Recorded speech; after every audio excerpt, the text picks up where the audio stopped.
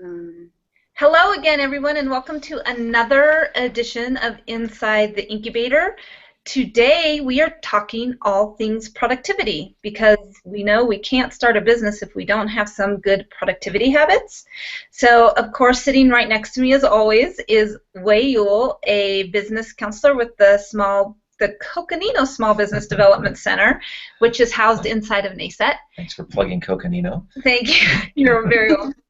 And we have Trish Rensink, who is the incubator manager up in Flagstaff, and the director of the Chandler Innovations Incubator, Christine Bailey. So, hi, you guys. It's just us. We're a little of a smaller team today. Everybody else has other engagements, but we're probably the most productive ones anyway, so it's good that we're here. So, I thought this was a good topic because I actually had talked to quite a few people last week that had asked me how I get so much content written every week. You know, I do a couple of newsletters, I write a couple of articles, I organize a bunch of different things, and they're thinking, oh, God, you're all over the place. How do you manage to get it all done? So I thought it was a really great topic to talk about. And I wanted to start with, what do you think some of the biggest challenges with people's productivity habits are? Like, what's keeping them from being as productive as they could be? they're focused on what's urgent rather than what's important. Mm. So as an entrepreneur, obviously we wear many hats, as you mentioned. We wear a lot of different hats, and the problem is we keep feeling like we're being pulled in a lot of different directions. And so what's most urgent tends to be what's most important. What we focus on.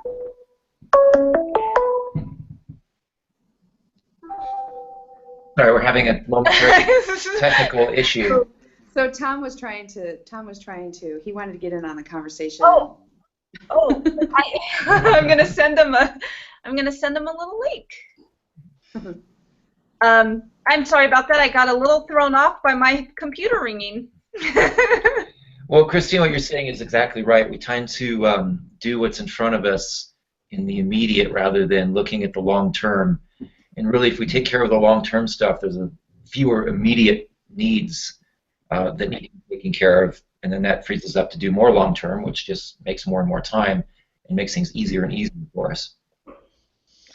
Yep. And I'm going to throw out some additional comments. I absolutely agree that focus is a significant part of it. So again, when it comes back to having a vision for your business, your organization, it's focusing on the right things that will get you there. The other thing is, oftentimes people get overwhelmed by the size of a task that they might have to accomplish.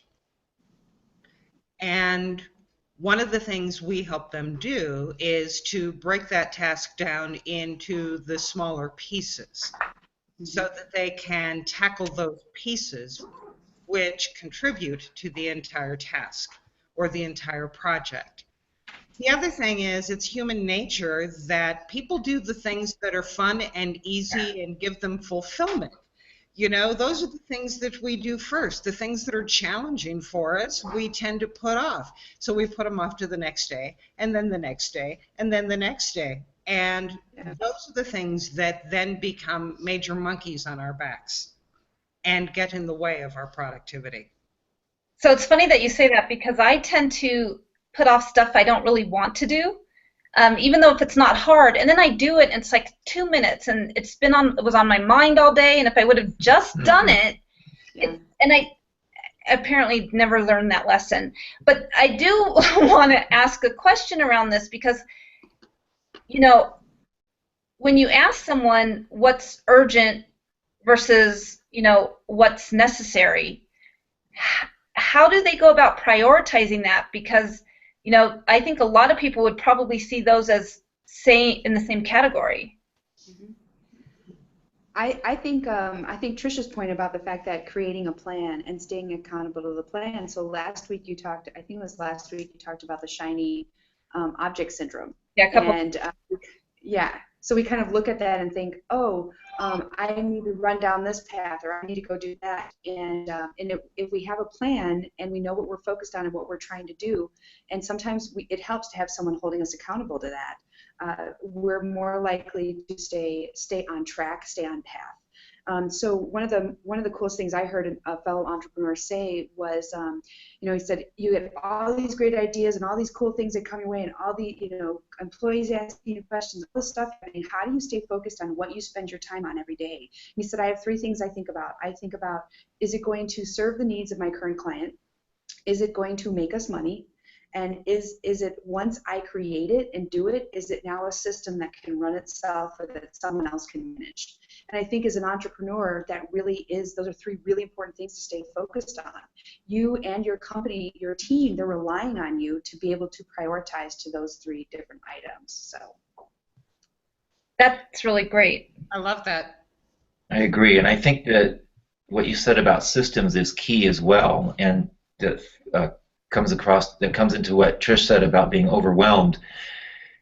There's so many things that we have to do and so many things that we have to think about that if we can set up systems so that things are automatically prioritized or large tasks are automatically broken down, then we're thinking less because we're just going through our system. And the system can be as simple as a checklist. I do these three things first and check them off, and then I go to the next group. Or it can be a time system where between 8 and 9 this gets done, and then the next hour this gets done. And the more that you eliminate the thinking process about the more you can focus on what actually has to be done. So like if Trish has a dog. But and that comes across to organizing too. If you're organized, then you don't have to think about things. It's like you do at home. There's one place I put my keys every day. I don't have to think about where they are and then rush around looking for them and then forget about what I was doing before because I'm looking for my keys, as an example. Except when he doesn't put them there. Except when I don't put them there, and then the system breaks down. But it's the same for our business. Have a system. You do certain things at a certain time, and you just check off your list, and then you end up being productive. I'm glad you got that started, Way, because this afternoon I was meeting with a client who has a very different working style from someone else that they work with. And the other partner has a very strong personality and can derail plans in a flash. And I was reminded of him identifying some time ago that you need to block out every morning for creativity, for your writing, and so on. It's the number of years that I have been coaching clients. So often people will say, I need a good time management system, and I can't give them anything that is a just a pat down best approach. You have to look at the kinds of things that you want to accomplish, and you have to look at your individual working style. So if you're the kind of person that can pivot quickly in your thought processes, you may not need to set time aside for the things that require devoted thought. But if you are that kind of person, and if you have big projects that require a lot of creativity and dedication, then perhaps you do need to set aside time for that. So it's a case of finding the right system for both what you want to accomplish as well as your own personal working style. And understanding both of those will lead you to a system that works best for you. That's really key, setting the system that works for you. I know some people that can sit down and for 2 or 3 hours concentrate on one thing and then get the whole project done. And personally, I can't do that. My time is like in 20-minute chunks because I need to switch more often. So in that 2 or 3 hours that one person gets a project done, I'm getting 10 different little things done. But they all get done because I have a certain amount of time to get them done, and I work through the system. Yeah. Makes good sense. One of the other things I think is really important from a productivity standpoint for entrepreneurs is the fact that a lot of time they think activity equals impact. So if I'm doing a lot of stuff, I'm making a lot of progress. And one of the biggest things as an entrepreneur is the value you bring is your thinking. And it's not just about doing. Sometimes you need to be thinking and brainstorming and considering, how am I going to solve this problem, or how are we going to go to market? And a lot of times that means just sitting, and that's sometimes really hard to do because it's not urgent. It won't really ever be urgent until it ends up at your doorstep, and your board now says, we want we need a plan for that. And because you're the owner, no one's asking you for it until that quarterly meeting. So I think that creating space, and I call it white space, where I really need time to think. And I know that if I allow things to run in the back of my mind, just kind of know I need to come up with a solution to this particular problem, and then I create white space to let that happen, I can then sit down and now I've got a plan because I let my mind noodle it. So I think that that's something really important for entrepreneurs too. So what I'm hearing also is letting yourself sit back and think. We put a lot of value on people looking like they're busy. Right. It's just, and there are very few people who can sit back and just lean back in their office chair and muse on something for a while and feel like they can let themselves do that. It's so true. It's funny because I used to be a multitasker. I was a busy worker bee. I used to think that that's what was valued, right?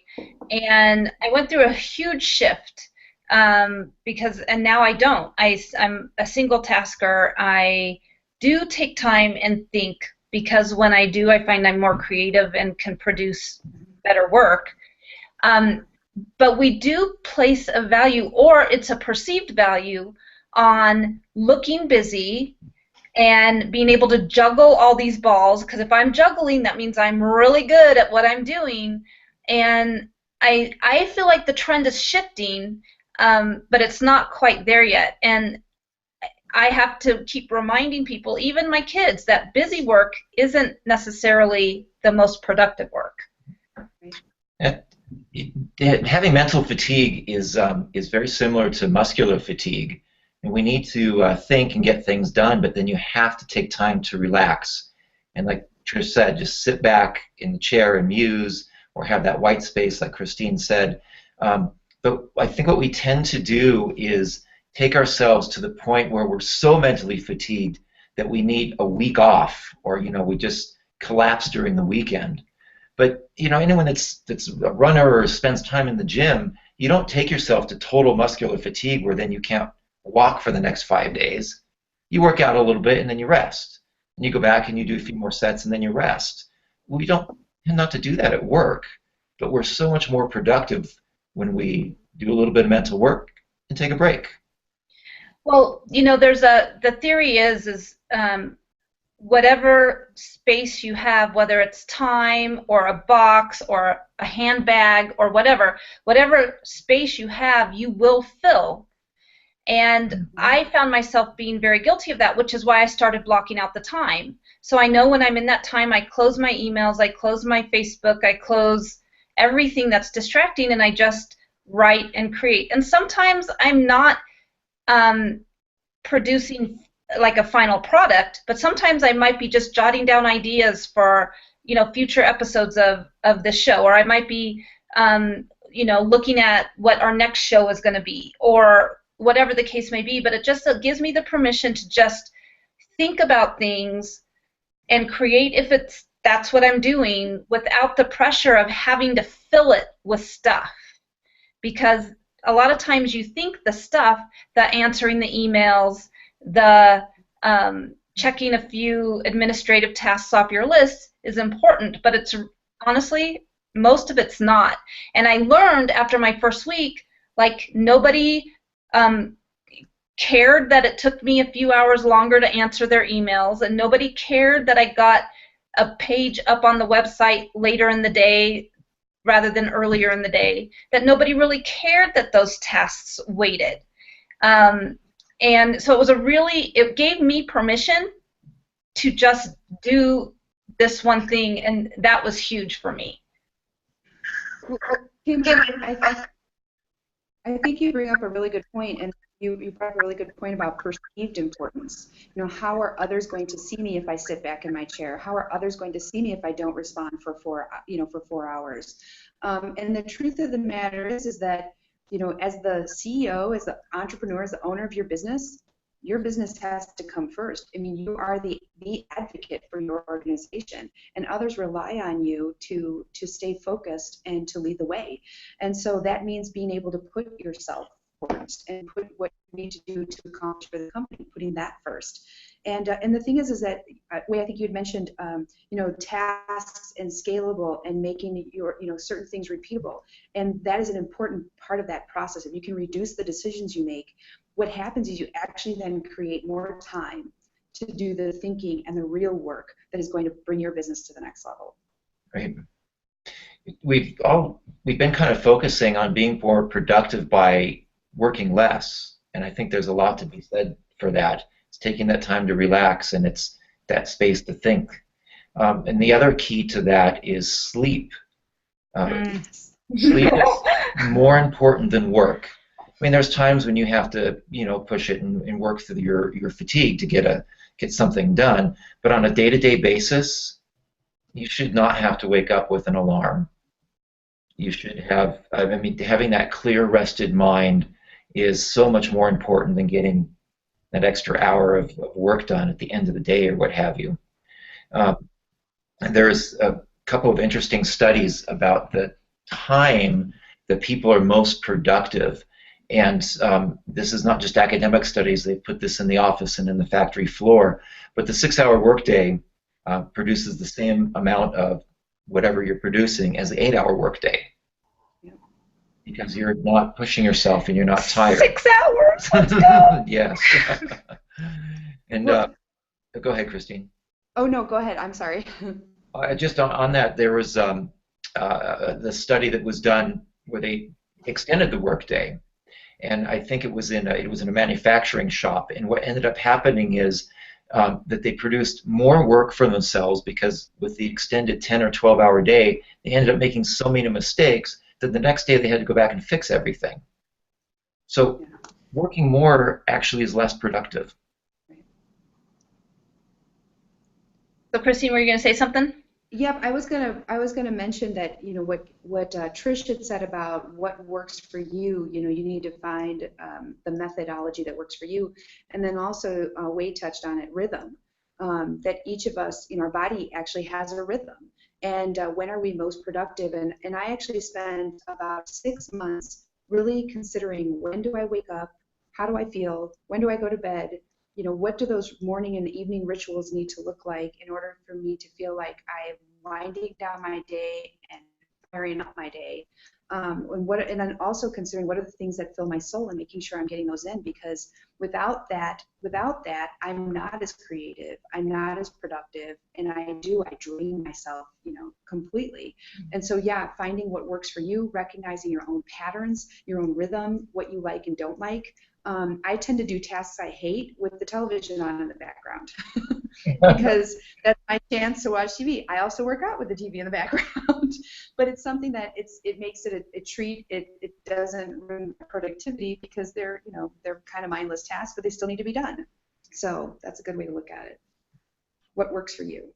So how do you coach people on what works for them?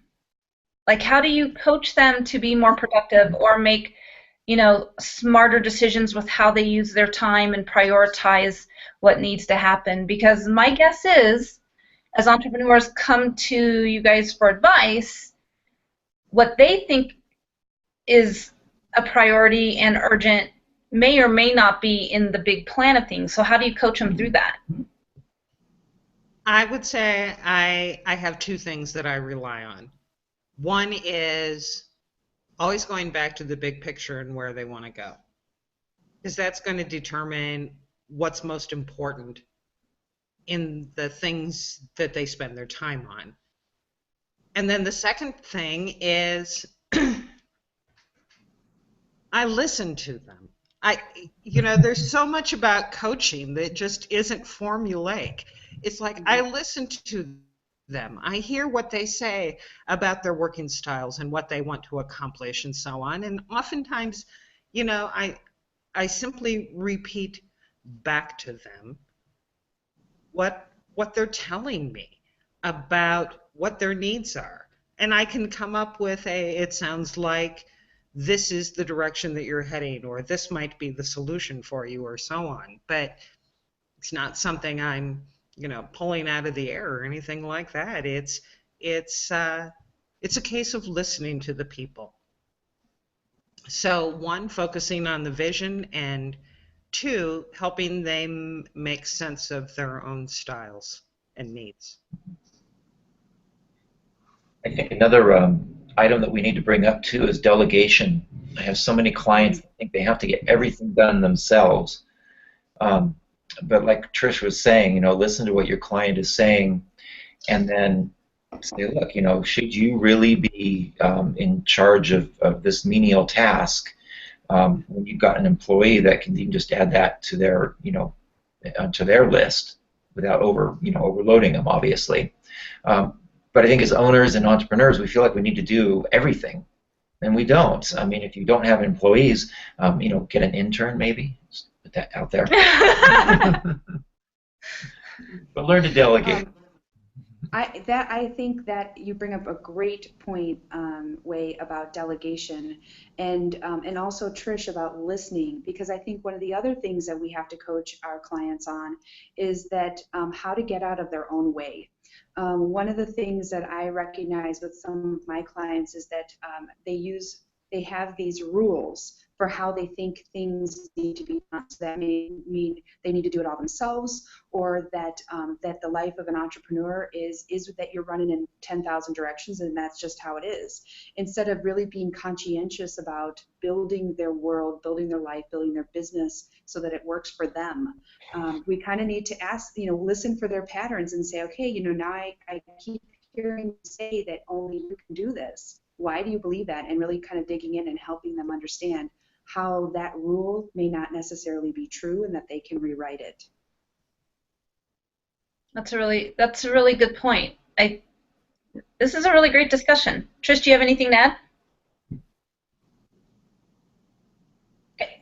So we only have a few minutes left, but I do want to ask each of you what some of your personal productivity tips are. Like, first of all, I guess the first question I want to ask is, do you guys feel like you are the most productive you can be during your day?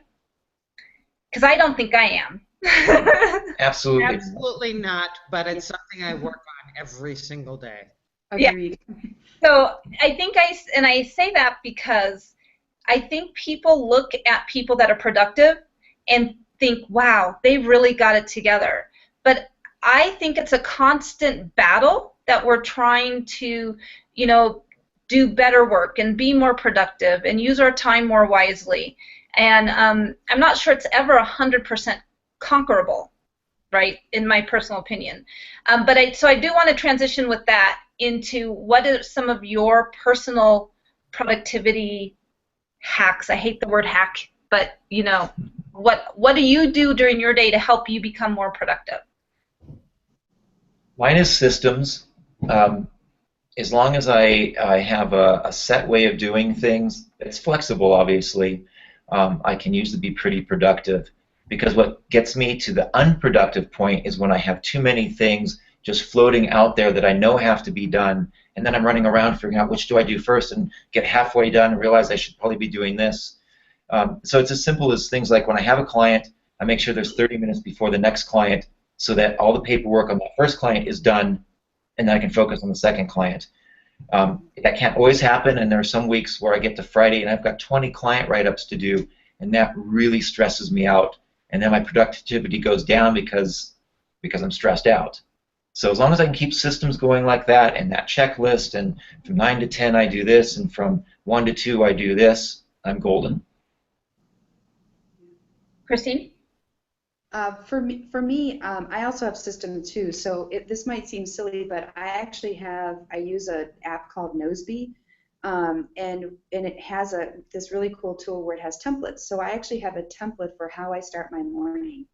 And it may seem silly that I need a template for what do I do every morning, but the first thing on it, I have to take a pill every morning, and so if I do not actually look at my checklist for the morning, I will often forget that. And so it helps me not have to worry about it. I don't have to worry about what 10 things I need to do this morning to start my morning. I just need to open the app and look at that. And so that has been incredibly helpful for me. And then as far as personal style, I can't stand the same day being the same every day. It drives me crazy. So I actually will plan each week. On Saturday and Sunday, I take time to plan my entire week, and I actually schedule tasks in so that I know, because no matter where I be, I don't have an office per se. I float all around the Chandler area, and so it helps me to know, no matter where I am, that this is the task that I committed to working on at this moment, and it really helps me stay on task. Trish? I have to go back to the to-do list. I have been an advocate of to-do list as long as I can remember. People can suggest all kinds of apps and software applications and project management and so on, and I'm just like, I'm a happy little bunny, just making my list on paper. And I make my list for the week.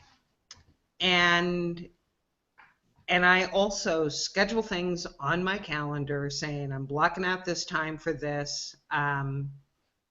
I have for the little tasks, the things that have to be done on a particular day, those are scheduled on my calendar as a task. But I'm a big advocate of a to-do list, and I remember reading something one time that said at the end of each day you should make a list of 6 things that need to be done the next day. And if things keep carrying over, then you really have to examine how important they are, because if you're not getting them done, is it really important, or should you have given it to somebody else to do, or but really raise questions about those things. So whether it's on a daily basis or a weekly basis, you have to identify. And then I have begun to start doing visualizations or meditation in the morning, where it's like I picture what I'm doing during the day, and do my visualization and meditation around getting those things done and having them be successful. That's great. We've all talked about these, like a list or some sort of system, and kind of like Christine says, kind of almost dorky that you put down, I unlock my door and check my email. Of course, we do those things, but there's another benefit to that I find is It's okay. important, is that I check those things off, and by just seeing that I got so much done, even though it's stuff I just normally do, I'm motivated to do even more, and I get this, I just get into this flow. It's like, my God, I'm being so productive today. What more can I do? And I mirror that with like a weekend where I sleep in and I don't, drag myself out, have a nice long breakfast, and suddenly it's 2 o'clock in the afternoon and I haven't done a thing, and then you write the whole day off. Well, if you've got that list and you're checking everything off and you feel productive, then you become more productive. Yeah, one of the things that I do is I start out every week with what's my big goal for the week. So I have one big goal for the week, and anything that is a priority supports that big goal. I also review at the end of every day what my next day is going to be, and I plan it out. Anything that comes up during the day that isn't that doesn't support the big goal goes on the to-do plus list, which means it gets scheduled later out. So I try not to let fires derail me, because I'm very I just get very attracted to trying to alleviate chaos. But I find what happens is it draws me into the chaos and then throws my day into chaos when I do that. So I really try not to let something enter into a day. And I mean, there are definitely times when it happens for sure, but unless it supports the big goal, or it isn't my boss saying I need this by 5 and you don't have a choice, then it goes and it gets scheduled later down the day. And that's been really helpful to me too, because I am the kind of person that just wants to solve problems immediately. I also bulk my tasks. So I do my emails, usually 3 times a day, morning, midday, and end of day. So everybody always gets all of my emails all at once from me. I just find like I'm more efficient, and instead of having that one email pop up and then answering it, and another one pop up and then answering it. So those are some of my personal tricks. Anybody have any last words on productivity before we call this a day? Take time to relax. You'll be more productive. Sorry. In the famous words of Nike, just do it. Christine, anything? No, I'm good. Well, with that, everyone, we're going to call this episode in the books, and we will see you next week, next Wednesday at 4:30 for another episode of Inside the Incubator. Bye for now. Bye. See you later.